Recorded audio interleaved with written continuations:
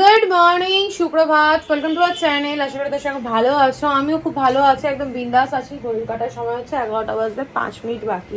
কালকেও 10টা বাজতে 5 মিনিট বাকি দিয়ে ব্লগ শুরু করেছিলাম, আজকে 11টা বাজতে 5 মিনিট লেট হলো কেন তোমাদেরকে দেখাচ্ছি। ওই ঘরের অবস্থা একদম শোচনীয়। কোহিনুর দিকে দিয়ে আমি একটা কাঠের মিস্ত্রিকে ধরিয়ে আনালাম, কারণ আমার ওই ঘরে যে র্যাকটা রয়েছে যেখানে আমার সব কাচের গ্লাস বাটিগুলো সাজানো থাকে, সেই র্যাকটাকে একটু ওপর দিকে তুলতে হবে, কারণ লাইটটা না একদমই পড়ছে না। আর আজকে বোবোর জন্য স্পেশালি বাথরুমে ফ্যান লাগানো হবে, ওই টেবিল ফ্যান ওগুলোকে কি বলে, দেওয়ালে যে ফ্যানগুলো থাকে না সেগুলো লাগানো হবে। তো সেই দাদাও আসবে, তো ভাবলাম একবারে দুটো কাজ হয়ে গেলে পরে সব কিছু মিটে যাবে। কারণ রোজ রোজ ঘর পরিষ্কার করতে আমি পারবো না, শরীরও দেয় না। কোনোদিন না আসলে পরে তো ব্যাস হয়েই গেল, আমার দ্বারা হবে না। ওর যত জিনিস ছিল সব নামিয়ে ডাইনিং টেবিলের ওপরে রাখলাম, ওই ঘরের খাটে সোফায় সব ভরে গেছে। ওগুলোকে এখন আবার যখন ফিক্সড হয়ে যাবে তখন আবার ওগুলোকে গোছাতে হবে।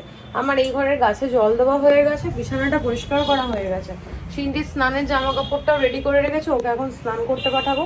ওর খাবার দাবার দিয়ে ওকে এই ঘরে ওর হোমওয়ার্ক দিয়ে বসিয়ে দেবো, নাহলে পরে ওইখানে গিয়েই দুষ্টুমি করবে।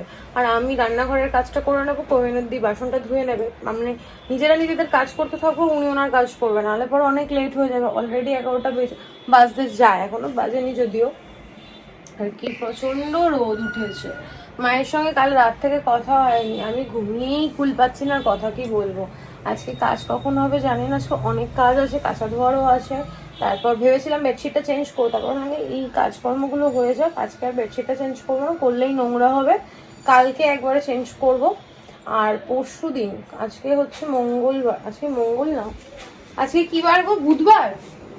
আজকে হচ্ছে বুধবার, কালকে হচ্ছে বৃহস্পতিবার। আর আমরা শুক্রবার দিন আমরা বেরোচ্ছি। বৃহস্পতিবার দিনে পুজো টুজো দেবো, ওই জন্য বৃহস্পতিবার দিনটা আমরা চুজ করলাম যে লক্ষ্মীবার, তো সেই দিন না যাওয়াটাই ঠিক হবে। আমরা শুক্রবার দিন বেরোবো আর সোমবার দিন আমরা আসবো। ব্যাস সেই তো। কোহিনুর শুনে নিল ওনার ছুটি, আর রান্না দিদিকে বলে দিয়েছি ছুটির কথা। আমি কি করব এখন, কোথা থেকে শুরু করব সেটাই ভাবছি। তা ভাবলাম তোমাদের সঙ্গে একটু কথা বলে আনি, তোমাদের সাথে কথা বলে মাইন্ডটা একদম রিল্যাক্স হয়ে যাবে, তারপর আমি আস্তে ধীরে কাজকর্মগুলো করতে পারবো। আজকে আমি উঠেই আগে ফ্রেশ হয়ে নিয়েছি, ফ্রেশ না হলে না সেই মানে একটার পর একটা কাজ করতেই থাকি, তারপর আমি ব্রাশ করতে অনেক লেট হয়ে যায়। আর ব্রাশ না করে থাকলে খেতেও পারি না। এখন চট জলদি যদি খিদে পায় হাতটা ধুয়ে আমি খেয়ে নিতে পারবো। আর ব্রাশ না মানে ব্রাশ করবো দেন খাবো, এই করতে করতে আমার সময় চলে যায়। কাজ মানে একটার পর একটা কাজ করে যাই, আর খাওয়াটা হয় না। অদনুর কথা তো বাদই দাও, ও এখনো খেয়ে বেরোচ্ছে না। অনেক কষ্ট করে এই দাদাকে কোনোদিন নিয়ে এসছে, 2-3 জনকে বললাম, 2-3 জনের নাম্বার আমার কাছে আছে। কারো ভোট দিতে গেছে, অ্যাভেলেবেল নেই, কেউ কাজে বেরিয়ে গেছে, আর কারো মিস্ত্রি অ্যাভেলেবেল নেই। তো ওই দাদা মনে হয় ঘুরে ঘুরে কাজ করে, তো আমার লাভ ভালো, ওই জন্য পেয়ে গেছি। যাই হোক, চলো সবার আপডেট দিয়ে দিয়েছি, এবার যে বক বক না করে ব্লগটা শুরু করি। তোমরা দেখতে থাকো আর সঙ্গে থাকো। আজকে প্রচুর কাজ রয়েছে, তোমাদের দেখাচ্ছি ঘরের অবস্থা।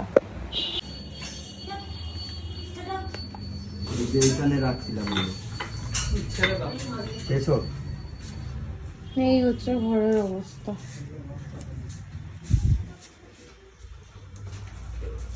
এখানে এত কিছু কখন গোছাবে?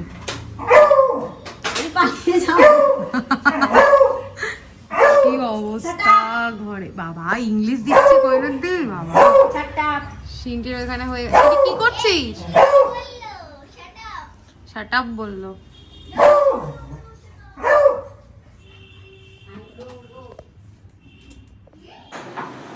গ্লাসে একদম ভর্তি, গ্লাস পার্টি।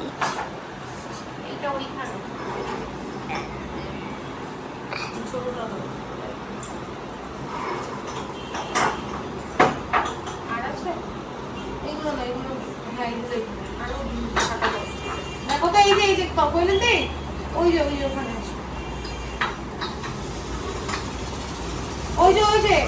ওই যে হ্যাঁ। এবার কাপগুলো দেবে, হ্যাঁ এইখানকার কাপগুলো। আর গ্লাস নেই? ওই তো ওখানে দুখানা না গ্লাস আছে, ওগুলো কি ওই যে ছোট ছোট গ্লাসগুলো ওই যে প্লেটের উপর রাখা। গোছানো কমপ্লিট। দম নিতে পারছে না, জানো তো, প্রচন্ড ঘরের অবস্থা দেখো। সব এদিক ওদিক হয়ে রয়েছে, পুরো ঘর একদম নোংরা হয়ে রয়েছে, প্রচন্ড পরিমাণে নোংরা। এগুলো সব পরিষ্কার করতে হবে। এখানের এই ঘোড়াগুলো উপরে রেখে দিয়েছি, এই দেখো সব নোংরা হয়ে রয়েছে, সব পরিষ্কার করতে হবে। ঘরের ছোট্ট একটু পরিবর্তন না অনেকটা চেঞ্জ লাগে। কত আলো এখন, আর এই জায়গাটা এখন কি ভালো লাগছে। ক্যামেরায় এই ছোট ছোট জায়গাগুলো কেমন একটা লাগছে না দেখতে, ওই গ্রিল করেছে তো ওই জন্য ওরকম লাগছে। আমি ওয়াল স্টিকার এনে ওই জায়গাটা একটু মেকআপ দেবো, অন্য কোনো দেখি কি আনি, কিছু তো একটা এনে মেকআপ দেবো। যেমন এই দেওয়ালটা খারাপ হয়ে গেছিলো, তো এইখানটা ওয়াল স্টিকার লাগানো হয়েছে, তারপর তো এই র্যাকটা এখানে দিয়ে দেওয়ার পরে পুরোটাই কভার হয়ে গেছে। আর কত আলো এখন, কি ভালো লাগছে। আর কালকে গৌতম দা এসেছিল, গৌতম দা এসে গাছের আম দিয়ে গেছে। দেখো কতগুলো পাকা পাকা আম, কোনোটা কাঁচা আছে, মানে হাফ পাকা হাফ কাঁচা, আর কোনোটা পেকে একদম টুসটুস করছে। বাইরে বৃষ্টি হচ্ছে, জামা কাপড়গুলো গোছাচ্ছি আর এখানে জড়ো করছি, এগুলোকে এখন গুছিয়ে রাখবো। কাজ করতে তো একটু ইচ্ছা করছে না, কিন্তু করতে হবে, ইচ্ছা না করলেও করতে হবে। রান্নাঘরটাও পরিষ্কার করে নিয়েছি, খাওয়া দাওয়া গুছিয়ে নিয়েছি, গোবর খাওয়া হয়ে গেছে। কোয়েনের দিয়ে এই জাস্ট বেরোলো, 5 মিনিট মনে হয় হবে বেরিয়েছে। ইচ্ছা ছিল আর একটু কিছু কাজ করানোর, কিন্তু আর পারলাম না। চেয়ারের কভারগুলো চেঞ্জ করে দিয়েছি, কারণ প্রচন্ড নোংরা হয়েছে। বাথরুমের ফ্যানটা ফিক্সড হয়ে গেছে, এখন আর দেখাচ্ছি না। আর কি সুন্দর বৃষ্টি হচ্ছে। এই কিছুক্ষণ আগে একবার রোদ আর একবার মেঘ, খেলা চলছিল, রোদ আর মেঘের খেলা চলছিল। তারপর ফাইনালি বৃষ্টিটা আসলো। এবার আর এখানে চিন্টি হোমওয়ার্ক করছে। আমি এখন ব্লগটা আপলোড করব, ব্লগ এখন আপলোড করা হয়নি, ব্লগটা আপলোড করে তারপর কিছু খাবো। চল তোমাদের সঙ্গে লাঞ্চটা শেয়ার করে দিই, তারপর আবার কখন দেখা হবে কে জানে। এই হচ্ছে আজকের লাঞ্চ, ভেন্ডির ঝাল আর হয়েছে গাটি কচুরি আলু দিয়ে চিংড়ি দিয়ে তরকারি তেলের ঝোলে। আর মা বললো পটলের ঝাল আর তেল পটল আর পেঁয়াজ দিয়ে মুসুর ডাল পাঠাবে। ব্যাস এই দিয়ে লাঞ্চ হয়ে যাবে। এখন জামা কাপড় কটা গুছিয়ে নিই, মানে গুছিয়ে নিই জায়গায় রেখে নিই, তারপর একটু নেটে সার্চ করব এই জায়গাটা কিভাবে কভার আপ করা যায়। যতক্ষণ এটা করতে পারছি ভালো লাগছে না। ফার্স্টেই যদি একটু উঁচু করে করে নিতাম ভালো হতো, দেখতেও এখন বেশ ভালো লাগছে। যদিও আমাকে সবকিছু চেয়ার দিয়েই পারতে হবে, তবুও দেখতে ভীষণ ভালো লাগছে। আর এত সুন্দর লাগে না আমার এই জায়গাটা। আমার ইচ্ছা আছে আমার যখন নতুন ফ্ল্যাট হবে তখন একটা কাউন্টারই এরকম থাকবে যে শুধু কাচের জিনিস, কাচের গ্লাস, কাচের বাটি, ঘটি, না সরি ঘটি তো হয় না, কাচের জগ, এইসব দিয়ে সাজিয়ে গুছিয়ে রাখবো। আম খাবি? আম খাবি? ভালো জিনিস খাবি কেন? হ্যাঁ আছে।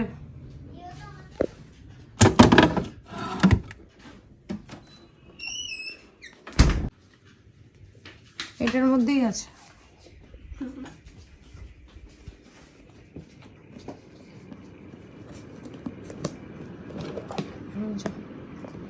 অতনু চলে এসছে আর মা খাবার পাঠিয়ে দিয়েছে। এই যে পটলের ঝাল, কি সুন্দর গন্ধ বেরিয়েছে, আর দেখতেও কি সুন্দর হয়েছে। আর পেঁয়াজ দিয়ে ডাল। আর অতনুকে বলেছিলাম আসার সময় আমার জন্য রসগোল্লা নিয়ে আসতে, আমার কদিন ধরে না রসগোল্লা খেতে খুব ইচ্ছা করছে। কটা এনেছো গো এখানে? 10টা রসগোল্লা নিয়ে এসছে। এখানে প্যাকিং আমার অলমোস্ট ডান। এখানে সিনটির আর অতনুর রয়েছে, আর একা আমার রয়েছে এখানে সমস্ত কিছু। ওই পাউচগুলোর মধ্যে রয়েছে, এটার মধ্যে রয়েছে হেয়ারের অ্যাক্সেসরিজগুলো, এখানে তোমার ফেসে, এখানে আই শ্যাডো, আইলাইনার, এইসব টুকটাক জিনিস, ব্যাস হয়ে গেছে। আর এখানে আছে শ্যাম্পু, ময়শ্চারাইজার, তারপর বডি ওয়াশ, এই টুকটাক জিনিস। আর এই ব্যাগটা আমি ক্যারি করছি ওখানে গিয়ে টুকটাক জিনিস নিয়ে বেরোনোর জন্য। বাথরুমে ফ্যানটা ফিক্সড করে দিয়ে গেছে, এখন বউ খুব আরামে বাথরুমে থাকতে পারবে, কোনো অসুবিধা ওর আর হবে না। আমাদের এখানে অ্যাডজাস্ট লাগানোর জায়গা ছিল, সেটা অ্যাডজাস্ট আমরা লাগাইনি, তো সেই পয়েন্টটাতেই ফ্যানটা ফিক্সড করে দিয়ে গেছে।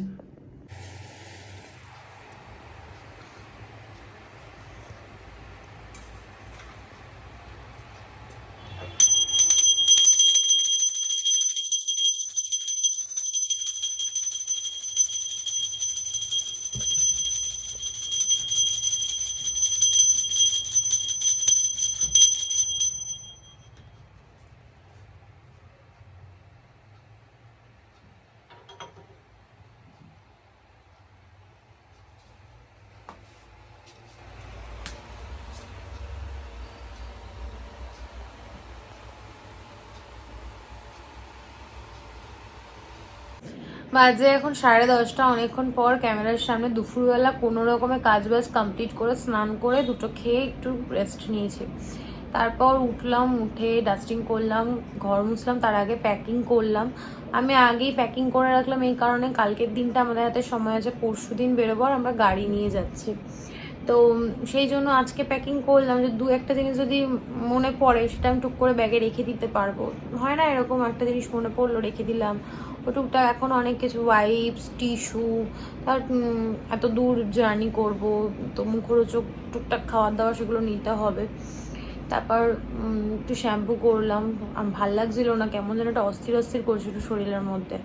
মা খাওয়া দাওয়া করে পাঠিয়েছে, খেয়ে দিয়ে ঘুমিয়ে তো পড়েছি, ঘুম পাচ্ছিল, এত পরিশ্রম করেছি আর কোয়েনিদি ছিল বলে এতগুলো কাজ আমি কমপ্লিট করতে পারলাম। আর করব করে না করাই হচ্ছিল না। একটা ওয়াল স্টিকার অর্ডার অলরেডি আমি দিয়ে দিয়েছি, যদি কালকে আসে তো ভালো, নাহলে ঘুরে এসে ওটা ওই দেয়ালটা গতি করতে হবে, নাহলে খুবই বাজে লাগে দেখতে। গ্রিল করা হয়েছে তো একটা গ্রিলের সেই দাগগুলো রয়ে গেছে। আর কি যেন বেশ বলতে হবে, ও বিধান থেকে যে জিনিসটা নিয়েছি তোমাদেরকে দেখাবো করে দেখানোই আর হয়নি। দেখাবো ডেফিনেটলি, তোমরা দেখেওছো কিন্তু তোমাদের বলা হয়নি। তোমরা গেস করো তো কি, আমি দেখাইনি তোমাদেরকে অথচ তোমরা দেখেছো, মানে মুখে বলিনি, তোমরা দেখেছো। তো ওটা দেখাবো, ডেফিনেটলি তোমাদেরকে দেখাবো। তো এখন আর ইচ্ছা করছে না, ঘুরে টুরে আসি, তারপর এখন আর ইচ্ছা করছে না বের করে দেখাতে। আর একটা কথা হচ্ছে, আমার শাশুড়িমা ফোন করেছিল সন্ধ্যেবেলা, খুব ভালো একটা খবর।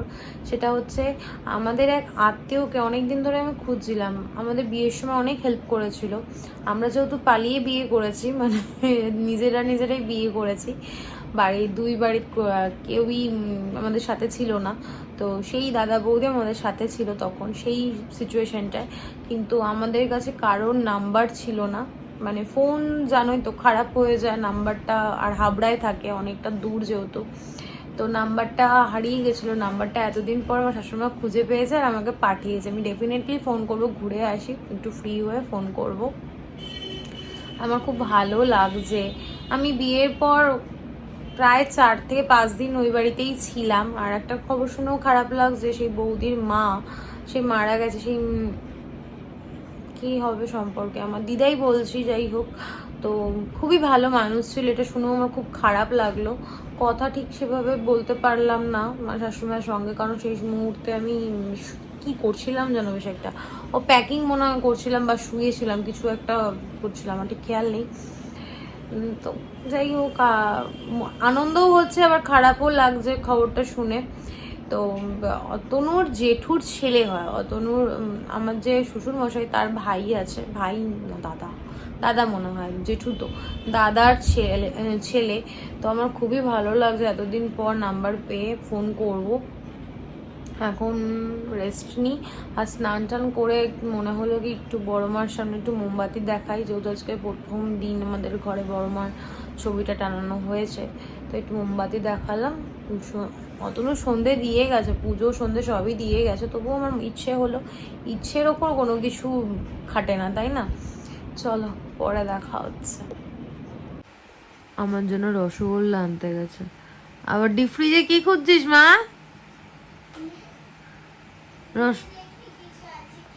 রসগোল্লাটা নিয়ে আয়।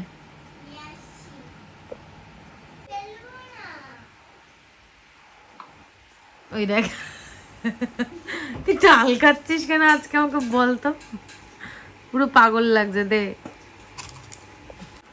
গুড নাইট বলে তো। Good night. তোমাকে পাগল লাগছে পুরো, চুলগুলো এলোমেলো।